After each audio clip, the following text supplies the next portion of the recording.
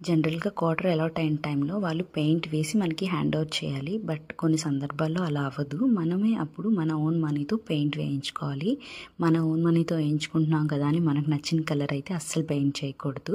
వాళ్ళు స్టాండర్డ్‌గా ఏ కలర్స్ అయితే మెయింటైన్ చేస్తారో వాటినే వేయించుకోవాలి.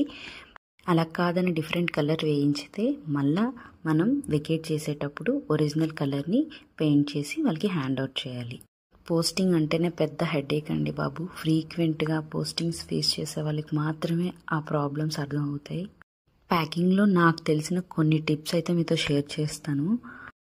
ఫస్ట్ థింగ్ ఏంటంటే థింగ్స్ అన్నీ సాగ్రిగేట్ చేసుకోవడం. ఫోటో ఫ్రేమ్స్, ఇవన్నీ ఫోటో ఫ్రేమ్స్ నేను వాటిని ఫస్ట్ ఈచ్ ఫ్రేమ్ని ఇలా బబుల్ ర్యాప్ చేసి అన్నిటినీ ఒక బ్యాగ్లో పెట్టాను అనమాట. సో ప్రతి ఐటెం అలా సెపరేట్గా ప్యాక్ చేయడం వల్ల మనకి ఐడియా వస్తుంది మనం అరేంజ్ చేసుకునేటప్పుడు ఏది ప్రిఫరెన్స్గా ముందు అరేంజ్ చేసుకోవాలి అని.